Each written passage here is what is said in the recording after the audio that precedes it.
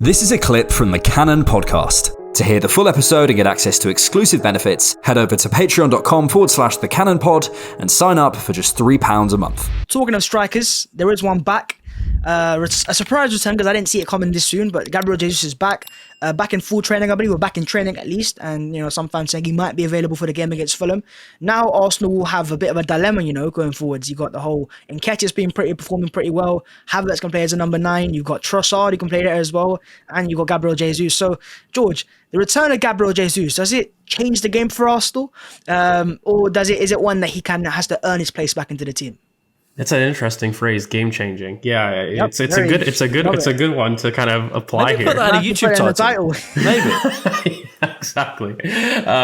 Listen, I think Gabriel Jesus coming back is huge, and also huge for the static left hand side. Like, I think we've finally got somebody that's a lot more willing to overlap to get Martinelli inside. We've got somebody that's willing to carry, by the way, in those spaces that can, have a ball to feet option. One of the biggest things that we've talked about the left hand side right now is that there's too many runners. And so for me, having that option that can be kind of receiving ball to feed is going to be very important for the chemistry of that side. Broadly, I mean, he increases the production of our football. He increases the production of our fluidity, of our chemistry. And so having an option like that is anything less than, amazing. It's phenomenal to have him back so early. I felt that he would be back for United. I don't think he was back out for really a terribly long injury. And, I think even in terms of the procedure, it wasn't, too serious that he'd lose fitness. So I think, Fulham might be a little bit close because he was in full training with contact, which is excellent that you like to see. It might be 1 or 2 sessions short for the actual game this weekend. But in terms of United, I think that, you definitely have a spot for him on the bench at the very least. And he could even start. Like, I don't see a reason why, he shouldn't be considered, let's just say. Now, in terms of what that means for the squad, look, if I'm Trossard, I'm sitting there pretty annoyed. I'll be really, really honest, because I perform the way that I have in preseason. I perform the way that I have in cameos. And then I haven't even got a look in when the main striker was injured. And then when the main striker is back, we know that my minutes will go down even more. And so, look, from an Eddie perspective, he did well. He didn't do perfectly well.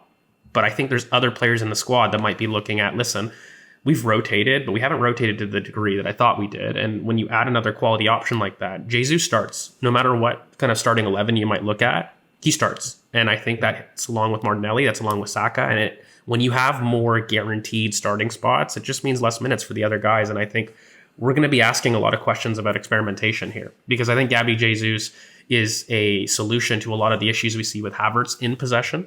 And I think he could really help out that dynamic quite a bit. But that must be at the expense of somebody else. And so it's a good problem to have. Like, I'm happy and not complaining about having this type of quality back. But I do think that, we're going to be very interested to look at. And I think that we're going to be even more unpredictable. Yeah, and I think he was very strong in pre-season. I watched him live against Barcelona, and he was very, very good. I had that moment where I think he turned someone inside out, and he's always on the brink of doing something very special, just on the brink. And he's about to shoot you like, this is going to be an amazing goal, blocked, saved. Like, always just there. How do you think, Alex, that Jesus will elevate our team now from what we've seen in the first 2 games? Does he make us more fluid going forward, like George says, on the left-hand side? Does he get the best out of Kai Havertz? How do you think Jesus elevates his game as well in the sense of goals this season? Yeah, I don't know if when Zinchenko came on the other night, that was a moment where everyone, oh yeah, he's really good, isn't he? Yeah, he is good. we all forgot. Yeah, he's top. I think the big thing with Jesus is almost holding him back, because he will be someone who, the day he can get into training, he will go into training. The day he can get minutes, he will get minutes. So it's about actually holding him back a little bit.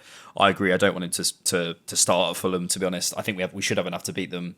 If he's on the bench and he gets 10 minutes, 15 minutes, that'd be great. And then at United, if he comes on second half or starts and comes off after 60 minutes, I'll be happy with that. So, yeah, look, Jesus is...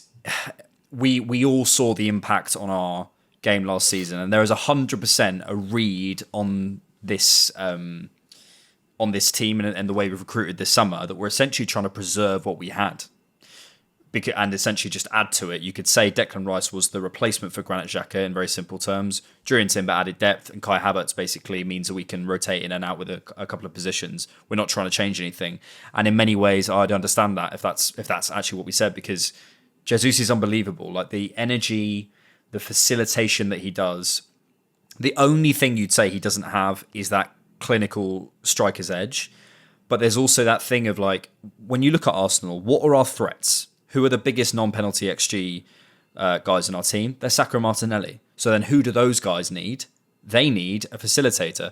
I almost think back to like Rooney and Ronaldo back in the day. Who was their facilitator? Carlos Tevez. Do you know what I mean? Like there's always a third guy who, in the balance, we have when that front three is there, it's so balanced. You have someone who is constantly on the move, constantly on the go, in and out, unpredictable, popping up in different areas, pacey, athletic, energetic, wins duels in Jesus. Then you've got, Martinelli, who wants to get his shots off, is more clinical, can stretch you, and then Saka, obviously, creative and whatever. But that balance is just incredible. And when Jesus is in there, that front three makes so much sense.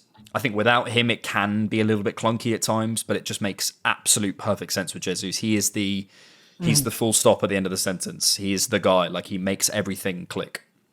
In terms of last year, he scored 11 goals. So this year, what are you guys thinking in terms of goals? He missed, I think, 3 months last season. So in terms of this year, if he can stay more fit and available and Arsenal make even more chances, can he score more goals? Of course. I mean, look, the fact that he's out for 3 months and he's scoring 11 goals, you need to have your starting striker score between 15 to 20 Premier League goals, even if you're going to have a Firmino profile, quote unquote. Even if you're going to have the guy that isn't maybe the end of chances, but still facilitating, you still need him to score 15 to 20 goals. And I think if we're all being honest, look, Gabriel Jesus is brilliant, but like, he can be more clinical. That's nothing bad to say. And like, we can't expect that more from him, and I think him adding some of the know-how when to drop, I think, is going to be super important. Look, I know it's a passing comment in an interview from Zinchenko, but I really don't think so. I think the idea that Gabi Jesus has to drop back every time, and when he says, listen, Gabi, you don't have to drop back 3 times. Maybe if you just do it once and you have the energy to be up top, I agree with. Like, I don't think we need him to constantly do it. He's somebody that's so selfless, but also in a way selfish, that he wants the ball. Gabi Jesus wants to touch it all the time. It doesn't matter where he is on the pitch. And I think he just gets way too excited about that stuff. And so I think that he needs to just, stick to his position a little bit, know when to hold, when to stay. And, we even saw a recent quote from Declan Rice talking about how important that is to stick your position, about opening things up in other areas of the pitch from a 6th position. But, this is just very basic coaching in general. Like, you don't want your left wing constantly over to the right, even if the ball's there. Hold the width, make sure, trust that the ball will get to you. And I think Gabi Jesus needs a little bit of that. If we can get him in the box in terms of staying in the box, he'll have more energy. I've always had this theory that the reason why he looks on the verge of greatness, as you say, Bhavs, is I feel that he is carrying such a huge distance. He gets too tired by the time that he has to make the final action. He's carrying 15, 20 yards anyways. And by the time he's ready, he's tired, he's off balance, and he doesn't set himself well. So like, if he's only carrying 5 to 10 yards and he's bursting through, I think it's a little bit better for him. So yeah, 15 to 20 Premier League goals or assists is kind of something that I'm looking towards as a target for him. Thanks for checking out the Cannon Podcast. To get full episodes and access to exclusive benefits, head over to patreon.com/thecannonpod and sign up for just £3 a month.